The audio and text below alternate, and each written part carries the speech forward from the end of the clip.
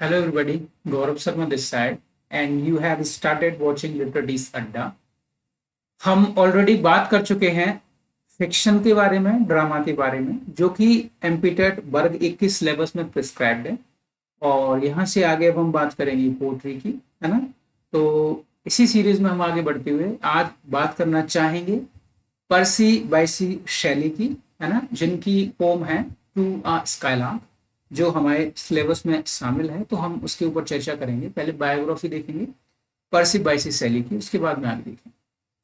तो शैली का ऐसा है कि आप शैली को क्या कहना चाहेंगे, एक रोमांटिक पोइट या फिर एक ऐसा व्यक्ति जो पॉलिटिक्स के क्षेत्र में बहुत आगे था, जिसकी आइडियोलॉजीज ने Mahatma Gandhi, Henry David Thoreau, Leo Tolstoy ऐसे महान व्यक्तित्वों को कहीं ना कहीं इन्फ्लुएंस किया है। या फिर एक ऐसा व्यक्ति जो कैसेनोवा है। कैसेनोवा कोई भी ऐसा व्यक्ति होता है जिसके अलॉट ऑफ लव इंटरेस्ट होते हैं, सिंपल भाषा में कोई ऐसा व्यक्ति जो दिल फेंके, है ना। तो क्या कहेंगे आप पर्सी बाइसी शैली को। शैली बहुत कम एज में ही चले गए। अगर शैली मैं समझता हूँ वर्ड्सवर्थ की एज के कंटेम्परेरी रहे होते, या मैं कहूँ उनकी एज के समकक्ष रहे होते, तो कहीं ना कहीं मैं समझता हूँ शैली ने वर्ड्सवर्थ को सरपास कर दिया था। लेकिन नियति में लिखा तो कुछ और ही था। तो शैली मात्र 30 साल की उम्र में भगवान को प्यारे हो गए। तो हम बात करने लग रहे हैं पर्सी बाइसी शैली की। इनकी एक फेमस लाइन है, our sweetest songs are those which tells our saddest thought, कि हमारे वही गीत सबसे ज्यादा मधुर होते हैं जो कहीं ना कहीं हमारे सबसे दुखी थॉट को बयां करते हैं, है ना। जिसका कि ट्रांसलेशन किया है हमारे बिहारी कवि शैलेंद्र ने, कि वो गीत मधुर होते हैं सदा जिन्हें दुख के सुर में गाते हैं, जब हद से गुजर जाती है खुशी तो आंसू ही झलकते हैं, है ना। तो ये एक फेमस लाइन है हुआ स्काईलार्क से। तो आप इससे आइडिया लगा सकते हैं किस प्रकार के पोट पीबी शैली रहे होंगे। तो हम इस वीडियो में उनकी बायोग्राफी के बारे में बात कर रहे हैं। तो पॉइंट बाय पॉइंट मैं आगे बढ़ता जाऊंगा इसमें, है ना, आप देखते जाइए। देख, सबसे पहले अर्ली लाइफ के बारे में देख लेते हैं, है ना। इसमें जो इन्फॉर्मेशन दी हुई है वो जम्बल्ड है, ऊपर नीचे है, तो उसको मैं सीक्वेंस में सेट करूंगा और उसमें कुछ इन्फॉर्मेशन अलग से इन्फ्यूज करूंगा खुद से, ना। देख, सबसे पहले बात कर लेते हैं इनका जन्म स्थान या इनके शुरुआती समय की बात करते हैं। बात कर रहे हैं अर्ली लाइफ एंड निकनेम। देखिए, इनका जन्म हुआ था ससेक्स में, है ना। ये एक काउंटी एरिया है इंग्लैंड का, है ना। और फादर साहब का नाम था टिमोथी शैली।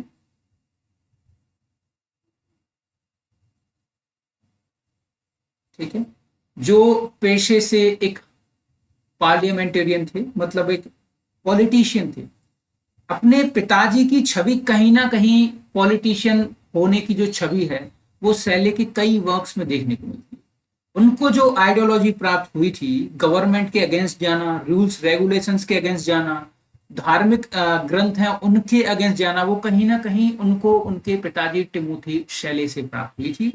जिसके बारे में अभी मैं जब आगे बढ़ूंगा इनके वर्क्स पे कहीं ना कहीं थोड़ी बहुत चर्चा करूंगा, तब आपको इससे जागरूक करवाऊंगा। ये कुल मिला के 4-5 बहन भाई थे, जिसमें 2 भाई थी, बाकी सिस्टर थी, है ना। और इनकी यदि एजुकेशन की बात की जाए तो सबसे पहले 1802 में सियोन हाउस एकेडमी,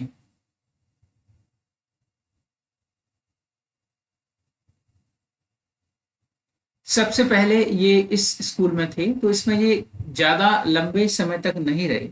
उसके बाद में इन्होंने स्विच कर दिया और 1804 में इनका स्कूल बदला, ईटन कॉलेज, है ना, यहां पहुंच गए। अब एक बात और जो हो सकता है बहुत कम लोगों ने आपको बताई हो, या आपको कहीं किसी नए सोर्स से, या जितने भी फेमस टीचर्स हैं जो आजकल सक्रिय हैं यूजीसी नेट के क्षेत्र में, शायद उन लोगों ने आपको इस विषय में नहीं बताया हो।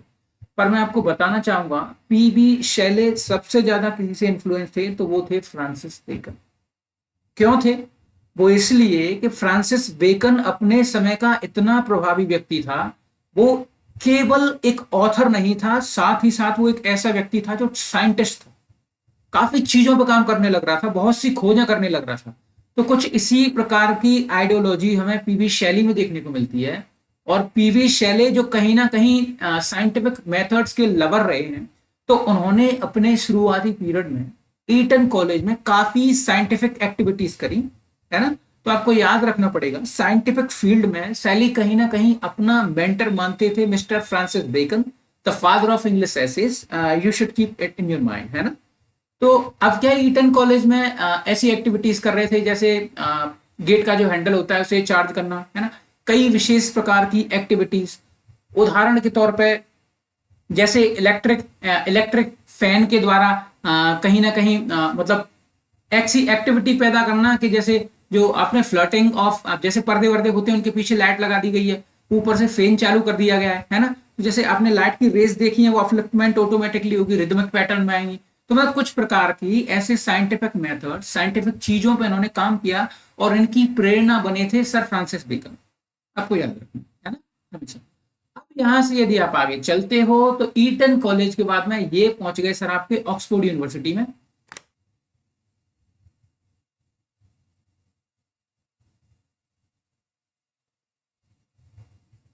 ठीक है, ऑक्सफोर्ड यूनिवर्सिटी में पहुंचे, वहां जाके ये एक सक्रिय स्टूडेंट रहे अपने फील्ड के, है ना। और वहां इन्होंने कुछ अच्छे मित्र भी बनाए, साथ ही साथ अब चूंकि शैली का जो इंटरेस्ट था वो कहीं ना कहीं जो कंटेम्परेरी एरा में जो लोग थे उनके हिसाब से बहुत रेवेलियस था, है ना।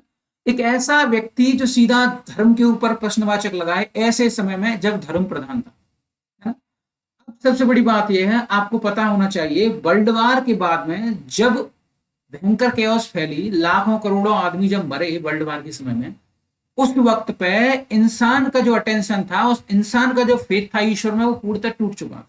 क्यों? आफ्टर ऑल जब कोई भी घटना घटित होती है तो इंसान यही उम्मीद करता है कि भगवान सब ठीक कर देगा।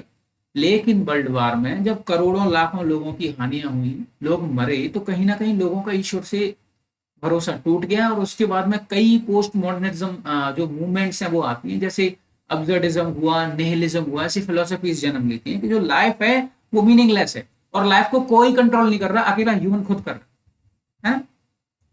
तो ऐसी आइडियोलॉजीज इस व्यक्ति के पास उस समय में थी, ये गॉड के अगेंस्ट, रिलीजन के अगेंस्ट लिखने लग रहा था, जिसकी वजह से इस व्यक्ति को यूनिवर्सिटी से एक्सपल्सन लेना पड़ा, है ना। इसको एक्सपेल कर दिया गया यूनिवर्सिटी से, है ना, बाहर निकाल दिया गया। क्यों? यही एंटी रिलीजियस होने की वजह से, है ना। इसकी जो टेम्पलेट है उसके बारे में अभी आगे आपको बताऊंगा, वो अभी आपको आगे आएगी, है ना। अब इसमें मैं थोड़ा सा आगे चल रहा हूँ ऐसे धीमे धीमे, मतलब मैं अपने हिसाब से, मैंने जिनको एक सीक्वेंस में सेट किया इवेंट्स को, मैं उसी हिसाब से बताता जाऊँ, है ना। अब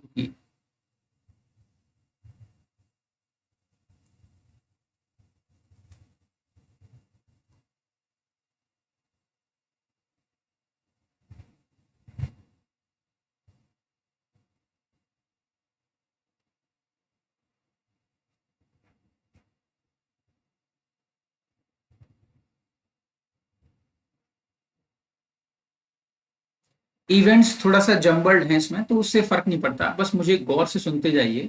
जब मैं इस पीडीएफ को टेलीग्राम चैनल पर छोड़ दूंगा तो आप वहां से रीड कर सकते हैं। बस मैं आपको ये मान लीजिए कि एक तरह से खाना परोस रहा हूँ सीक्वेंस में, है ना, बस। देखिए, पर्सनल लाइफ की यदि बात की जाए तो शैली एक ऐसा व्यक्ति रहा जिसके जीवन में कदई ठहराव था ही नहीं।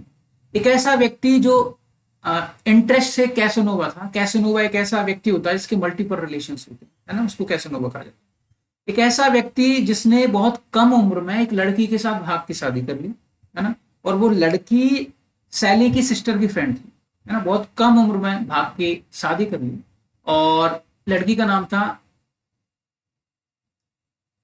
हैरियट वेस्टब्रुक, और ये भग गए थे स्कॉटलैंड, है ना। इनको तो आदत पड़ी है भगने की, ये एक बार नहीं 2-3 बार भगते हैं, ये बताता हूँ आपको, है ना।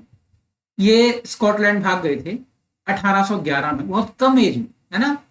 तब इनकी एज बहुत कम हुआ करती थी, इवन लड़की तो 15-16 साल की थी, है ना। लेकिन ये जो इनका रिलेशन है ये बहुत ज्यादा समय तक नहीं चला, है ना। और अराउंड 1816 में इस लड़की की डेथ हो जाती है। और इसकी डेथ होने से जस्ट पहले ही, थोड़ा सा पहले, जो शैली थे वो कोर्ट करना शुरू कर देते हैं मैरी को। मैरी शेली, है ना, इनको कोट करना शुरू कर दिया। ठीक है, मैरी शेली इनकी दूसरी वाइफ थी, है ना, और ये डॉटर थी मैरी वोल्स्टनक्राफ्ट की।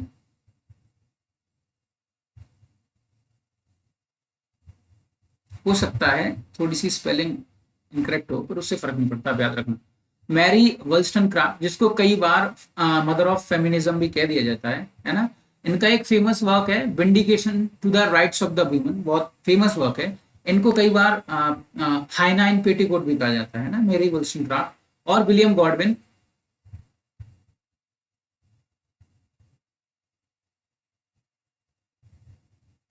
ठीक है, इन दोनों की बच्ची थी मैरी शेली, और जिसको इवन शेली वापस एक बार भगा के ले गए थे, लेकिन इस बार वो स्कॉटलैंड नहीं स्विट्जरलैंड गए थे। ठीक है, इस बार वो स्विट्जरलैंड गए थे। तो कुल मिला के आप देखेंगे, और इसके बाद में एक और टीचर थी इन पे कहीं ना कहीं शैली का क्रश रहा, वो थी एलिजाबेथ हेशनर, है ना। ये एक स्कूल टीचर थी।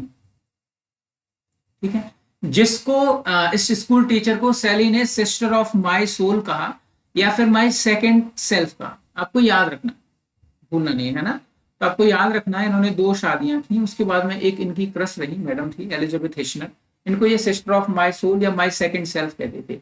उसके बाद में एक और लेडी थी, एडवर्ड विलियम करके एक ऑफिसर थे, है ना, ऑफिशियल थे आर्मी के। उनकी जेन विलियम्स नाम से एक लेडी थी, वाइफ थी एडवर्ड विलियम्स की, है ना।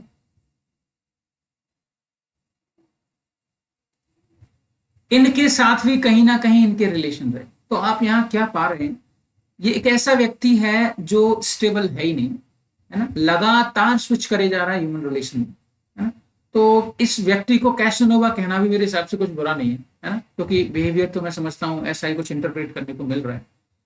अब चूंकि हमने पर्सनल लाइफ में इनकी सारी मतलब इनकी शादी बता दी, है ना, इनके माता इनके जो पिताजी हैं उनके बारे में बता दिया, उनका प्रोफेशन, और उनके प्रोफेशन की वजह से शैली पर क्या फर्क पड़ा वो, है ना। तो हम अगली स्लाइड पे चल रहे हैं, या कह सकता हूँ अगले पॉइंट पे चल रहे हैं, जो कहीं ना कहीं फैमिली और मेंटर्स वाला है। देखिए,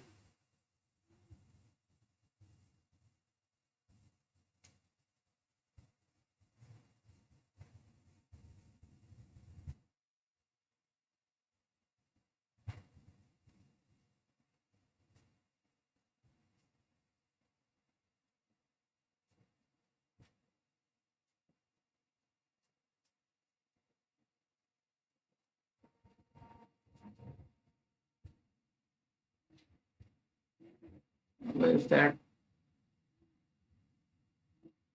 ये देखिए, अब बात करें यदि फैमिली एंड मेंटर्स की, तो देखिए, सैली सन इन लॉ थे William Godwin Mary Wollstone craft की, मैंने आपको ऑलरेडी बता दिया है ना। और उसके बाद में मैरी वोल्स्टन क्राफ्ट की डॉटर और विलियम गॉडविन की डॉटर मैरी शेली से इन्होंने शादी करी। एक बात आपको याद रखना है, विलियम गॉडविन को ये बिल्कुल भी नहीं जानते थे क्या होता है। शेली एक बार घूमने जाती है लेक डिस्ट्रिक्ट,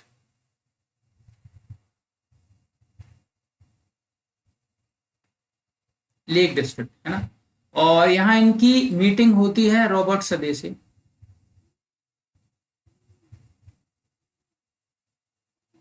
ठीक है, रॉबर्ट सदे इनके अच्छे कह सकते हैं एक मेंटर के तौर पे थे, इनसे एज में ज्यादा थे, इनसे एज में ज्यादा थे। तो क्या हमें देखने को मिल रहा है, आप यहां से पाएंगे कि जो व्यक्ति कहीं ना कहीं एज अ मेंटर के तौर पे पीवी शैली के लिए कार्य कर रहा था, तो इन्होंने सर्वप्रथम बताया एक ऐसे व्यक्ति के बारे में जो बहुत रेडिकल है विचारों में, और कहीं ना कहीं विलियम गॉडविन के विचार पीवी शैले को भी प्रभावित करते हैं, क्योंकि वो सन इन लॉ था 2 ऐसे व्यक्तियों का जो अपने समय पे बहुत रेडिकल रहे, जिनकी विचारधारणा उस समय के विपरीत थी। उदाहरण के तो ये दोनों आप स्वयं देख सकते हैं, विलियम गॉडविन और मैरी वोल्सनक्राफ्ट, ये राइट्स के लिए बात कर रहे थे, वीमेंस के राइट्स के लिए, है ना। तो कहीं ना कहीं इन दोनों की आइडियोलॉजी ने शैली को प्रभावित किया, और इसका पूरा श्रेय जाता है रॉबर्ट सदे को, जिन्होंने कहीं ना कहीं लिंक किया विलियम गॉडविन को पीवी शैली से। और बात ऐसी थी कि कोई व्यक्ति जिसकी इस एज पे कुल मिला के विलियम गॉडविन की काफी उम्र हो गई थी, उनको कोई ऐसा विशेष इंटरेस्ट रहा नहीं कि वो अपने लिए कोई ऐसा अनुयायी ढूंढे, या कह सकते हैं कोई फॉलोअर, या कह सकते हैं कोई लर्नर उन्हें चाहिए हो जो उनसे कुछ सीख सके, ऐसा नहीं था। ये कहीं ना कहीं प्रभावित हुए शैली की वेल्थ की वजह से। शैली ने ऐसा पोर्ट्रे किया था, I am a rich person, है ना, पैसे वाला हूं, तो उन्होंने कहीं ना कहीं फाइनेंशियल सपोर्ट देखा होगा शैली में। तो कुछ इस प्रकार से शैली गॉडविन के कांटेक्ट में आई, और कांटेक्ट में आने के बाद में इनके संबंध समय के साथ मधुर होते चले गए, और वहीं से शैली की निगाह पड़ी थी मैरी शैली, आपको याद है ना। और मैरी शैली की एक और छोटी सिस्टर थी, क्लेयर शैली, क्षमा चाहूंगा, क्लेयर वोल्स्टनक्राफ्ट मान लीजिए।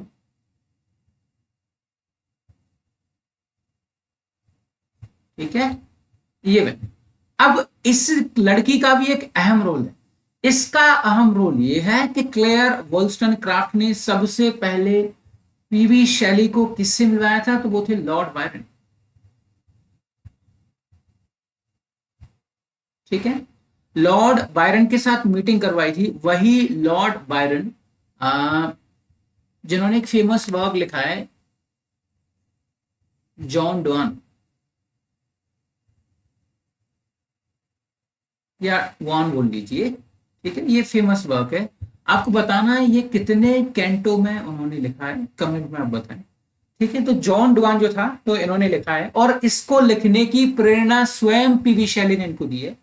और इवन आप जान के अचंभा करेंगे कि पीवी शैली जब इटली से वापस आ रहे थे, है ना, तो जब उनकी शिप रैक में कहीं ना कहीं डेथ हो जाती है, तो जो शिप था जिससे वो ट्रेवल कर रहे थे उसका भी नाम जॉन डुआन था, है ना। तो ये कोई महज इत्तेफाक तो हो नहीं सकता, तो ऑब्वियस बात है। तो इससे पता चलता है कि कहीं ना कहीं इनका आपस में संपर्क रहा।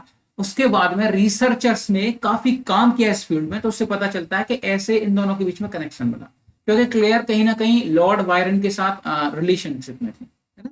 तो ये इंफॉर्मेशन आपके लिए काफी कारगर साबित होगी। अब साथ ही साथ आपको एक वर्क और याद रखना है, भूलना नहीं है, वो है फ्रैंकेस्टाइन।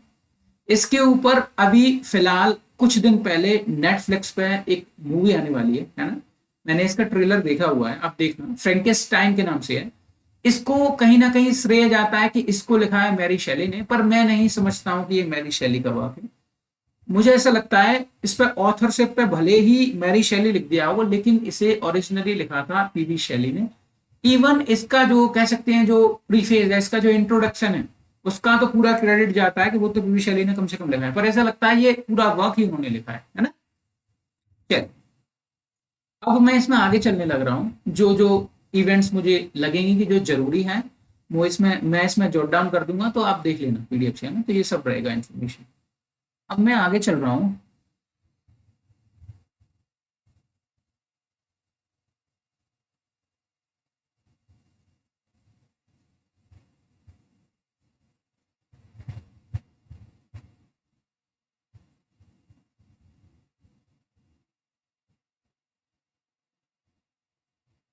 ठीक है, तो मैंने आपको बायरन के बारे में बता दिया कि इनकी मीटिंग बायरन से कैसे हुई। क्लेयर ने मिलवाया, जो बहन थी ना मेरी शैली की, उसने मिलवाया किसको, बायरन को, किससे, शैली से। और बायरन वो व्यक्ति थे जिन्होंने इनकी मीटिंग करवाई जॉन कीट्स के साथ, है ना। इन और फिर उसके बाद में इनको सेकंड जनरेशन की पोएट्री में कंसीडर किया जाता है, किस किसको, कीट्स को, सैली को, बायरन। ठीक है, याद रखना इसको, second generation of romantic poetry के नाम से जाना। ठीक है, तो ये इनकी विशेष बातें हो गई। और इवन मैं आपको एक बात और बताना चाहूंगा, जब डेथ हो गई थी ना कीट्स की डेथ हुई थी लंग में प्रॉब्लम होने की वजह से, क्योंकि उस समय पे सर्दी बहुत ज्यादा हुआ करती थी और लोगों को होता था ट्यूबरक्लोसिस, है ना। तो ट्यूबरक्लोसिस के चलते कीट्स की डेथ हो गई थी। कीट्स की जब डेथ हो गई, तो उसके बाद में क्या था, इन्होंने एक वर्क लिखा, कीट्स के लिए लिखा था, मैं कहना चाहूंगा कहीं ना कहीं वो डिवोटेड था कीट्स के लिए। तो वो एडोनिस है, आपको याद रखना है ना। अभी आ गया एडोनिस। ठीक है, ये वर्क इन्होंने लिखा। ठीक है, इसके लिए कीट्स की डेथ को रिमेंबर करने के लिए। और इसमें पीबी शैले सीधा अटैक करते हैं जर्नल्स के ऊपर। वो कहते हैं पीबी शैले को टीवी ने नहीं मारा, ट्यूबरक्लोसिस नहीं मारा, पीबी शैले को मारा है क्रिटिसिज्म ने। और क्रिटिसिज्म किसका, मैगजीन्स का, जो लगातार अटैक कर रही थी कीट्स की पोइट्री पे, है ना। तो ये आपको मैंने एक तरह से इनका पूरा कनेक्शन बता दिया कि ये कहाँ कहाँ कैसे गए, कैसे इनके कनेक्शंस रहे उस समय के रोमांटिक पोइट्स के साथ। ठीक है, अब मैं आगे बढ़ रहा हूं। अब आप इनकी थोड़े से डेथ के बारे में देख लीजिए।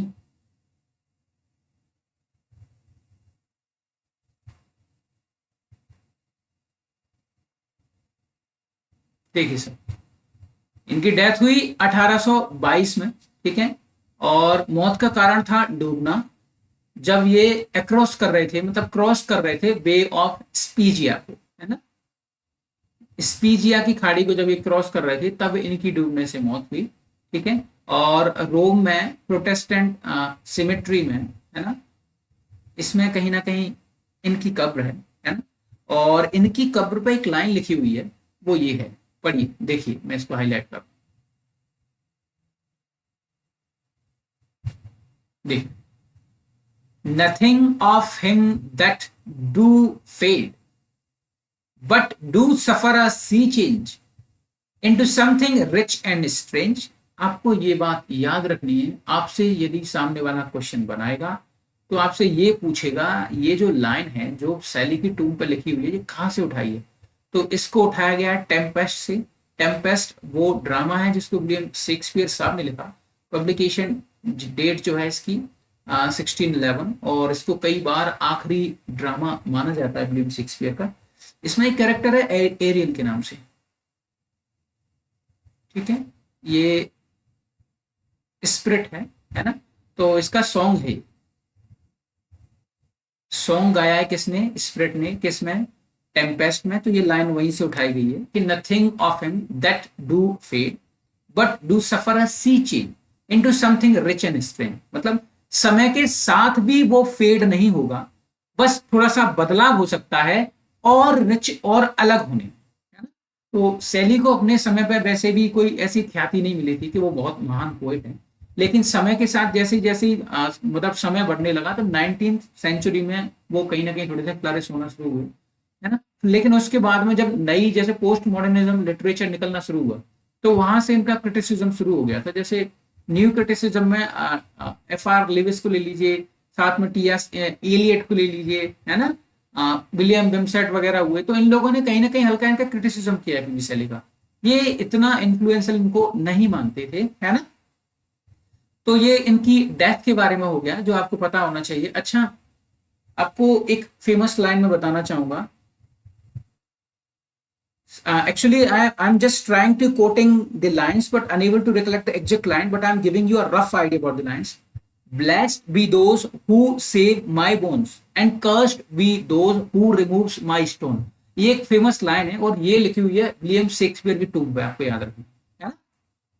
चलिए, अब आगे चल रहे हैं। ये मैंने इनकी डेथ के बारे में बात कर ली, अब इनकी रेडिकल पैम्फलेट के बारे में बताता हूँ मैं आपको। देख, मैं सीक्वेंस में चल रहा हूँ, है ना, स्टेप बाय स्टेप सारी चीजों को। आप एक बार वीडियो ढंग से देख लीजिएगा, आपके लिए हेल्पफुल रहेगा, और बाद बाकी पीडीएफ पढ़िए तो आप उसमें से देख लीजिए, है ना।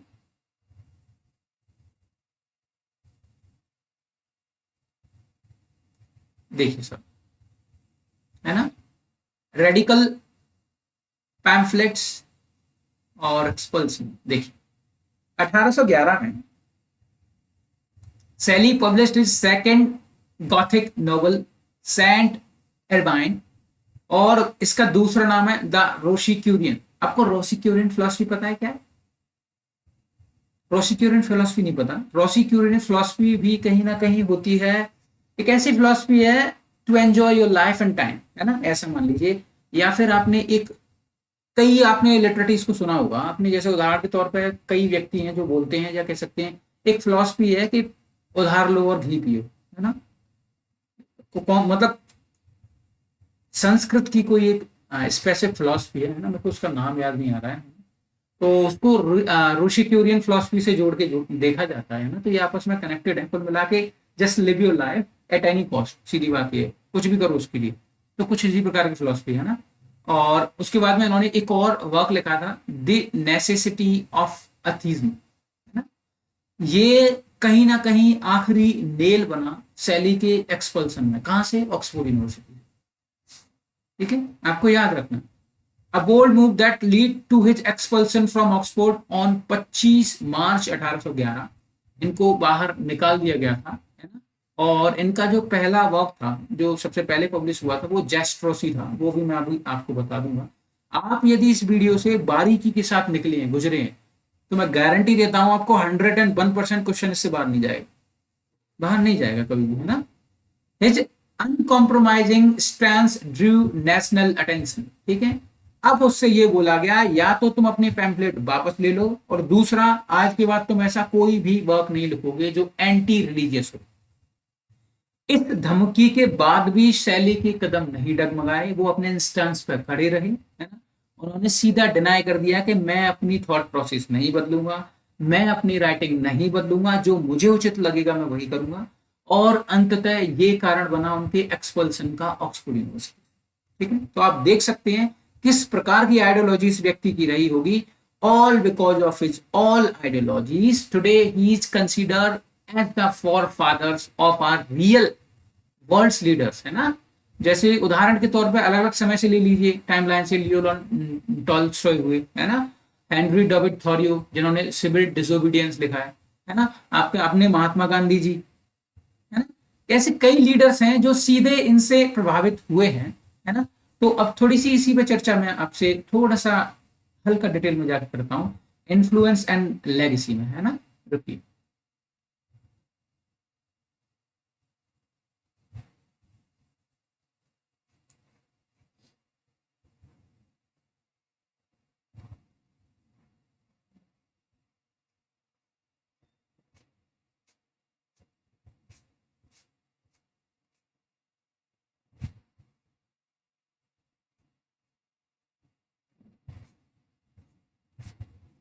थोड़ा सा इन्फॉर्मेशन जम्बल्ड एक्चुअली, और मैं इसको सिस्टम में ला नहीं पाया, नहीं तो और समय जाता है, समय एक्चुअली बहुत ज्यादा जाता है, इसलिए थोड़ा ऊपर नीचे हो गया है।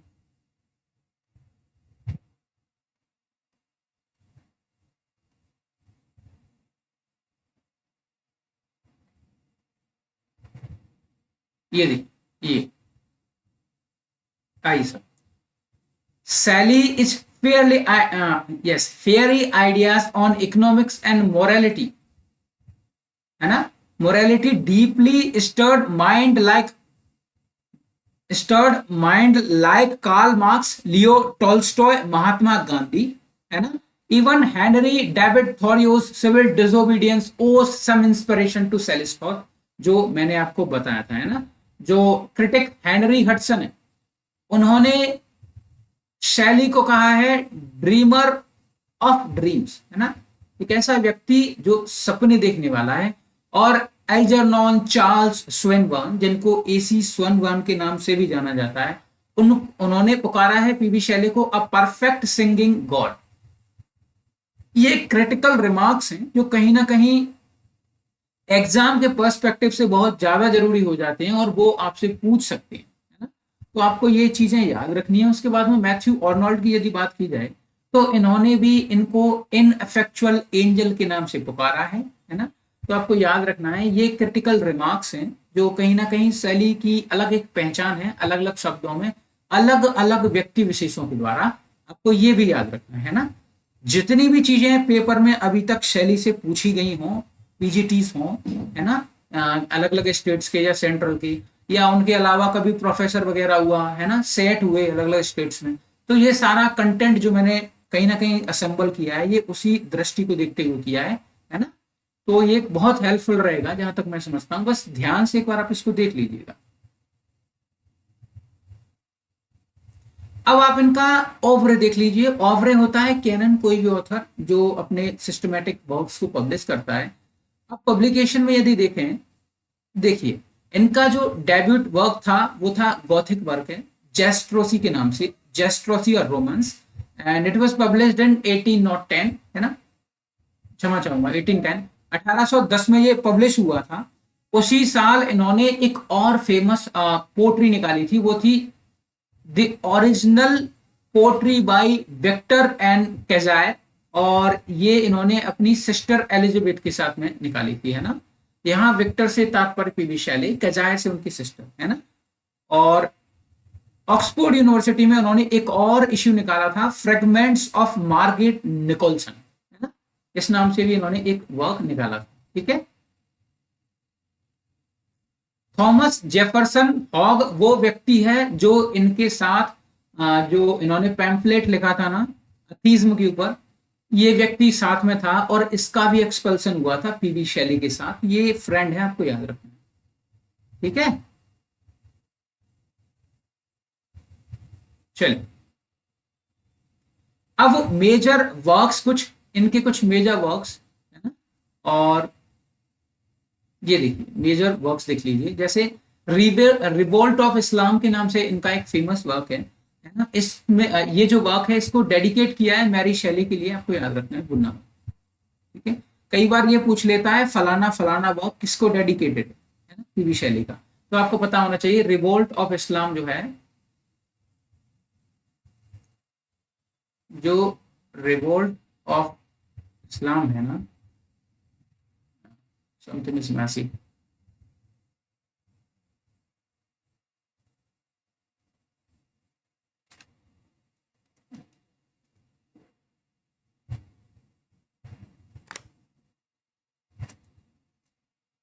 जी। तो जो रिवोल्ट ऑफ इस्लाम जो है ना, वो डेडिकेटेड है मैरी शेली को। ठीक है, और जो सेंसी है ये भी ड्रामा है ना, ये डेडिकेटेड है ली हंट को। याद रखना है, जो पूछी हुई चीजें वही बता रहा हूं, फालतू की बात कोई नहीं कर रहा। मॉन्ट ब्लांक है ये, कहीं ना कहीं मॉन्ट ब्लांक मान लीजिए, ब्लांच मान लीजिए, ये एक्सप्लोर करता है हिस्टोरिकल इनएविटेबिलिटी को, है ना, कि जो हिस्ट्री है उसको मिटाया नहीं जा सकता, हटाया नहीं जा सकता, आपको याद रखना है ना। और द डेविल्स वॉक, ये क्वेश्चन पूछे हुए इसलिए बता रहा हूं, है ना। 1812 में ये सटारिकल अटैक है ब्रिटिश गवर्नमेंट के ऊपर, है ना, याद रखना, क्योंकि वो एक ऐसा व्यक्ति था जो उस समय की सोसाइटी, गवर्नमेंट, है ना, जो भी व्यक्ति पावर डायनेमिक्स में, उनके ऊपर, रिलीजन के ऊपर, हर चीज के ऊपर अटैक करने लग रहा था। इतना इन्फ्लुएंशियल व्यक्ति था, उसको किसी का डर नहीं पड़ा था।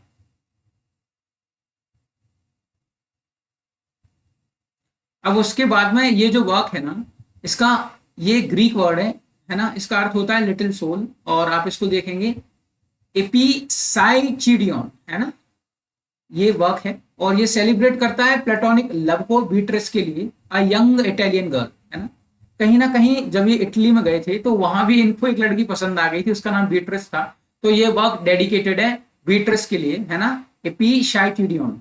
बहुत उल्टा पुल्टा नाम है, आपको हो सकता है प्रोनाउंस करने में थोड़ी तकलीफ हो, है ना। और प्रीफेस लिखा, मैंने आपको बताया था इंट्रोडक्शन किसका, फ्रैंकेस्टाइन का, लेकिन वो अलग बात है, काफी क्रिटिक्स ये कहते हैं कि ये वर्क स्वयं शैली नहीं लिखा, है ना। अब इनकी कुछ सिग्नेचर लाइंस देख लीजिए और आइडियाज जो इनकी पोट्री में हमें देखने को मिलते हैं। ये लाइन कई बार कई पेपर्स में पूछी गई है, याद रखना। देखिए, our sweetest songs are those that tell the saddest thought, है ना। टू अ स्काई लार्क की लाइन है, शुरुआत मैंने लेक्चर की यहीं से करी थी कि वो गीत मधुर होते हैं सदा जिन्हें दुख के सुर में गाते हैं, जब हद से गुजर जाती है खुशी तो आंसू ही झलकते आते हैं, है ना, कुछ इस प्रकार से। अब एक और लाइन देखिए, hope is strong justice and truth their winged child have found, है ना, ये भी एक फेमस लाइन है, और ये एपिग्राफ लिया गया है द मास्क ऑफ अनार्की, जो कहीं ना कहीं पार्ट है द रिवोल्ट ऑफ इस्लाम का, है ना। ये भी याद रखना है आपको, लाइन कहां से, आप इनको 2 बार रीड करोगे ना, उसके बाद ऑप्शन में आएगा तो आराम से बना लोगे। उसके बाद में in necessity of atheism, Shelley necessity of atheism लिखते हैं, क्या लिखते हैं देखिए, there is no God, the hypothesis of God, है ना, is pervading spirit coeternal with the universe remain unshaken, है ना, कि भगवान का नाम केवल इसलिए जिससे दुनिया बनी रहे, बस, मतलब नाम के लिए भगवान है, भगवान का कोई एग्जिस्टेंस ही नहीं है ना। कुल मिला के एक ऐसा व्यक्ति जो ईश्वर के होने पर प्रश्नवाचक लगा रहा है ना। और यदि ऐसा कोई व्यक्ति सोसाइटी में रहेगा, वो उदाहरण के तौर पर अपनी सोसाइटी देख लीजिए, यदि कोई व्यक्ति आके ये कहता है कि नहीं भगवान तो है ही नहीं, भगवान श्री राम का तो कोई एग्जिस्ट ही नहीं है, कुछ नहीं है, तो ऑब्वियस सी बात है कि लोग उस पर भड़केंगे, और भड़केंगे छोड़ना, इंसान एसेसिनेट भी कर देगा। काफी ऐसे एग्जांपल्स हैं। एम काल वर्गी के बारे में आपने सुना होगा, वो कर्नाटक यूनिवर्सिटी के, मैं कर्नाटक यूनिवर्सिटी जहां तक मैं याद कर पा रहा हूँ, जी हाँ शायद वही होगी, तो उनका असेसिनेशन हुआ था, वो वाइस चांसलर थे, है ना, गौरी लंकेश, ये ऐसे व्यक्ति थे जिन्होंने कहीं ना कहीं रिलीजन के ऊपर उंगली उठाई और इनका असेसिनेशन हुआ। तो सोचिए इस व्यक्ति को कैसे वो रहने देते, ये कहीं ना कहीं क्वेश्चन कर रहे थे क्रिश्चियनिटी को, बहुत बड़ी बात होती है उस समय पे, है ना। अब इनकी एक डेफिनेशन भी, ये भी देख लीजिए। A poet is a nightingale singing in darkness to cheer its own solitude, while listeners are entranced by the unseen music, moved softened through they know not why। ये डेफिनेशन है, आपको याद रखना है। हो सकता है वो ये डेफिनेशन दे दे और पूछे ये किसकी डेफिनेशन है, पीबी शैले लगा दे, कीट्स लगा दे, विलियम वर्ड्सवर्थ लगा दे, साथ में आई ए रिचर्ड्स लगा दे, और आगे एक और ऑथर भी लगा सकता है, वो है आपका TS Eliot, Thomas Stearns Eliot, है ना। तो कुछ इस प्रकार से क्वेश्चन बन सकते हैं। जो मेरा आइडिया कहता था, मैंने आपको ये जितनी भी चीजें आपको कलेक्ट करके दी, ये सब पूछी हुई है, ऐसे कुछ भी नहीं है ना। अब इनके कुछ वर्क्स आप देख लीजिए, है ना, इनको मैं केवल बता दे रहा हूँ। आपको यदि इच्छा हो, आपकी इच्छा मन करे आपका, तो आप इनको पढ़ लीजिएगा, नहीं तो कोई दिक्कत वाली बात नहीं। जैसे ये है the original poetry by Victor and Cazire 1810, है ना। इसको एलिजाबेथ शैली के साथ लिखा गया। उसके बाद में पोस्टह्यूमस फ्रेगमेंट्स ऑफ मार्गरेट निकोलसन 1810, बार बार मुझसे कुछ निकल रहा है, विद थॉमस जेफरसन हॉग, ठीक है। ये वर्क है, इनको आप देखते जाइए। The devil's walk 1812, queen Mab 1813, है ना। Alastor the spirit of solitude 1815, Mont Blanc mutability, hymn to intellectual beauty, the revolt of Islam, Ozymandias. ये बहुत ज्यादा जरूरी है, आपको याद रखना, भूलना मत। ओजीमैंडियस हुआ, द रिवोल्ट ऑफ इस्लाम हुआ, मॉन्ट ब्लांक हुआ, एलिस्टर हुआ, क्वीन मैव हुआ। ये जरूरी वर्क है जिनका मैं बता रहा हूँ ना। और उसके बाद में इंग्लैंड हुआ 1890, ये भी जरूरी है। उसके बाद में ode to west wing, mask of anarchy, है ना, जूलियन एंड मडालो, ठीक है। ये कहीं ना कहीं एक तरह से सटायर काइंड ऑफ वर्क है ना। इसमें जूलियन से तात्पर्य है पीबी शैले, मडालो से तात्पर्य बायरन, है ना। और उसके बाद में टू अ स्काई लार्क जरूरी है, द क्लाउड जरूरी है। उसके बाद में the sensitive plant, the which of Atlas, Adonis बहुत जरूरी है, याद रखना, है ना। और उसके बाद में ट्रायम्फ ऑफ लाइफ, ये भी बहुत जरूरी है, पूछा जा सकता है ये कब पब्लिश हुआ था, है ना, कब का वर्क है ना। और उसके बाद में ये ड्रामा की बात की जाए कि अब चार आपसे पोएट्री, जैसे तीन पोएट्री दी, एक ड्रामा डाल दिया, और आपसे पूछा जाए which one is not a drama written by mister PV Shelley, और कहा जाए कि which one is a drama out of four, है ना, कि चार में से इनमें से कौन सा ड्रामा, तीन पोएट्री दे दी, एक ड्रामा दे दिया। तो उदाहरण के तौर पर द सेंसी हुआ 1890, है ना। और प्रोमीथियस अनबाउंड हुआ। इसकी जो कह सकते हैं मतलब ये जो वर्क है, इसको कहां से उठाया, तो आपको याद रखना है स्टाइलस से। और ऑडिपस टायरेनस, ये वही है ऑडिपस रेक्स वाली कहानी, इसको कहीं ना कहीं उठाया है सोफोक्लिस से, है ना। उसके बाद में चार्ल्स द फर्स्ट, जरूरी ये तीन है, याद रखना है आपको, है ना। सेंसी, प्रोमीथियस अनबाउंड और ऑडिपस टायरेनस, ये तीन जरूरी है। फिक्शन में जेस्ट्रोसी ले लेना, सेंट एरविन ले लेना, है ना, ये भी जरूरी वर्क है। उसके बाद में ये कोई बहुत ज्यादा जरूरी नहीं है, यदि आप देखना चाहें तो आप देख लीजिएगा, है ना। और अब इसके बाद में यदि बात की जाए तो एसेस में द नेसेसिटी ऑफ एथिज्म बहुत ज्यादा जरूरी है, थॉमस जेफरसन हॉक के साथ मिलकर लिखा 1811 में, बहुत जरूरी है, पूछा जाता है ना। कुछ पॉलिटिकल इनकी आइडियोलॉजीज रही है, मैंने आपको शुरू में बताया, है ना। उसके बाद में ये बहुत ज्यादा जरूरी नहीं है। और speculation on metaphysics, on the vegetable system of diet, on future state, आप देख रहे हो ना कैसी कैसी चीजें लिख रहा है, on the vegetable system of diet, है ना, जबकि कोई लेना देना नहीं है, कितना डाइवर्स व्यक्ति होगा थॉट में ये। On a future state, on the punishment of death, speculations on morals, on Christianity, on love, on the literature, on the symposium, on Frankenstein, ये देखो ये मिल गया, है ना। on philosophy, philosophical view of reform देख रहे हो। एक ये वर्क बहुत ज्यादा जरूरी है, डिफेंस ऑफ पोइट्री, ये रिजॉइंडर है थॉमस लव पिकॉक की फोर एजेस ऑफ पोइट्री का। रिजॉइंडर का मतलब होता है एक विटी रिप्लाई, है ना। तो ये कहीं ना कहीं डिफेंस करता है पोइट्री का, तो ये भी वर्क बहुत ज्यादा जरूरी है। 1821 याद रखना, कई बार पूछे गए हैं ये, है ना। तो इस प्रकार से पीवी शैले का ओब्रे कंप्लीट होता है। पीवी शैले के बारे में जितनी भी जरूरी बातें थी मैं ऑलरेडी कर चुका हूं, है ना। अब इसके आगे हम, इसका जो फेमस प्रिस्क्राइब्ड वर्क है वो है टू अ स्काई लार्क, जिसके बारे में मैं आपसे बात करूंगा अगली क्लास में। और मैं समझता हूं आपने लेक्चर पूरा देखा होगा, यदि नहीं देखा है तो पूरा देखा करिए। मैं क्लेम करता हूं कि जो मैं आपको दे रहा हूं वो हवा में कुछ भी नहीं दे रहा हूं, मैं आपको जो भी दे रहा हूं वो सब मेरा प्रैक्टिकल नॉलेज है, और 6-7 साल की मेरी मेहनत है, जो मैं आपको सीधा पर्दे पर उतार रहा हूं एक बार में, है ना।